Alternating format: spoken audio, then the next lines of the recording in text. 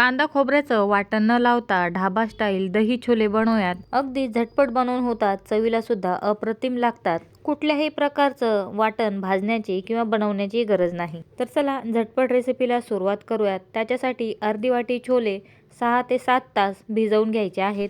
वेळ कमी असेल तर कोमट पाण्यामध्ये 5 तास हे छोले भिजवून घ्यायचे आहे। जो मोठा साईजचा काबुली चणा आहे तो मी इथे भिजवून घेतलेला आहे। भिजायला टाकताना छोले 2 ते 3 पाण्याने स्वच्छ धुवून नंतर भिजवून घ्यायचे आहेत। भिजवलेले छोले कुकरमध्ये टाकले। शिजण्यासाठी 1.5 ग्लास पाणी टाकलेलं आहे।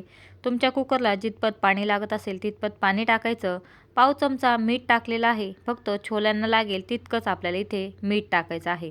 मीठ मिक्स करायचं आणि छोले आपल्याला शिजवून घ्यायचे आहेत। छोले शिजवताना एक शिट्टी जास्तीची काढायची, म्हणजे आतपर्यंत मऊसूत असे छोले शिजून तयार होतात। तर मी इथे 5 शिट्ट्या काढून घेतलेल्या आहेत आणि बघा छोले मस्त शिजलेले आहेत। मीठ टाकून छोले शिजवल्यामुळे छोलेची भाजी खाताना छोले आळणे लागत नाही, म्हणून मीठ टाकून शिजवून घेतलेले आहेत। बघत असाल छोले चांगले शिजलेले आहेत। आता मिक्सरच्या भांड्यामध्ये 8 ते 9 काजू घेतलेले आहेत। 5 ते 6 लसूणच्या पाकळ्या, 2 हिरव्या मिरच्या आणि अर्धा इंच अद्रक घेतलेला आहे आणि मिक्सरला फिरवून घेतलेला आहे। आता याच्यामध्येच आपल्याला 4 ते 5 चमचे दही टाकायचं आहे। दही थोडंसं आंबट घ्यायचं आहे।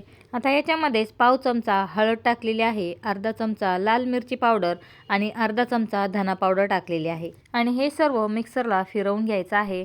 मी याच्यामध्ये 5 ते 6 चमचे पाणी टाकलं आणि पुन्हा मिक्सरला फिरवून घेतलेलं आहे आणि या पद्धतीने आपल्याला ग्रेव्ही बनवून घ्यायची आहे। आता इथे पॅनमध्ये 2 चमचे तेल गरम केलेलं आहे। त्याच्यामध्ये पाव चमचा जिरं आणि पाव चमचा कस्तुरी मेथी चांगली खमंग अशी भाजून घ्यायची आहे। त्याच्यामध्येच एक छोट्या साईजचा कांदा बारीक कट करून टाकलेला आहे। कांदा सुद्धा चांगला शिजवून घ्यायचा आहे। मसाले चांगले भाजले तर त्यांचा कच्चापणा भाजीमध्ये उतरत नाही, म्हणून कांदा सुद्धा चांगला भाजून घेतलेला आहे। कांदा चांगला मऊसूत झाल्यानंतर त्याच्यामध्ये एक छोटा साईजचा टोमॅटो बारीक कट करून टाकलेला आहे आणि टोमॅटो सुद्धा आपल्याला चांगला शिजवून घ्यायचा आहे। घाई असेल तर कांदा आणि टोमॅटोमध्ये चिमूटभर मीठ टाकू शकता, म्हणजे मीठ टाकल्यामुळे कांदा आणि टोमॅटो पटकन शिजतो। तर इथे बघा टोमॅटो सुद्धा चांगला मऊसूत होईपर्यंत शिजवून घेतलेला आहे आणि जेवढं शक्य आहे तेवढा इथे टोमॅटो सुद्धा स्मॅश करून घेतलेला आहे। आता याच्यामध्येच दहीची जी ग्रेव्ही तयार केलेली आहे ती टाकायची आहे। ग्रेव्ही टाकल्यानंतर गॅसची फ्लेम मीडियम टू हाय करायची आणि ग्रेव्हीला आपल्याला व्यवस्थित मिक्स करून घ्यायचं आहे। इथे बघत असाल दहीमध्ये मी खूप असं पाणी टाकलं नाही, म्हणून घट्ट अशी ग्रेव्ही तयार झालेली आहे। ग्रेव्ही इथे उकळायला लागली की गॅसची फ्लेम लो करायची आणि 3 ते 4 मिनिटं दही आपल्याला शिजवून घ्यायचं आहे। इथे बघत असाल कुठेही दही फाटलेलं नाही किंवा दहीमधून पाणी सुद्धा वेगळं झालेलं नाही। आता लो फ्लेमवरती 4 मिनिटं दही इथे शिजवून घेतलेलं आहे आणि दहीमधील ऑइल सुद्धा रिलीज झालेलं आहे। आता पुन्हा इथे व्यवस्थित मिक्स करायचं आणि याच्यामध्ये शिजवून घेतलेले छोले टाकायचे आहेत।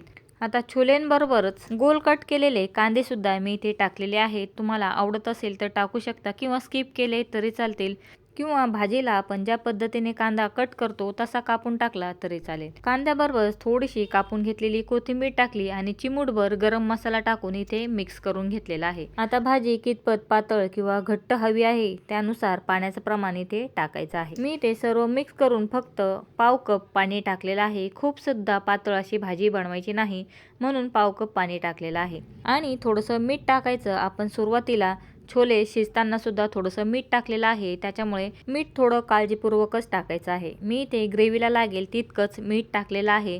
पुन्हा गॅसची फ्लेम मीडियम टू लो ठेवून 3 ते 4 मिनिटं दही आणि छोले शिजवून घेतलेले आहेत आणि इथे आपले दही छोले तयार झालेले आहेत। बघत असाल कुठेही कांदा खोबऱ्याचं वाटण न वापरता अतिशय घट्ट अशी दही छोलेची भाजी तयार झालेली आहे। झाकण काढल्यानंतर 2-3 मिनिटं लो फ्लेमवरती भाजीला उकळवून घेतलेलं आहे आणि परफेक्ट जशी ढाब्यावरती किंवा रेस्टॉरंटमध्ये दही छोले मिळतात त्याच पद्धतीची त्याच टेस्टची आपली भाजी तयार झालेली आहे।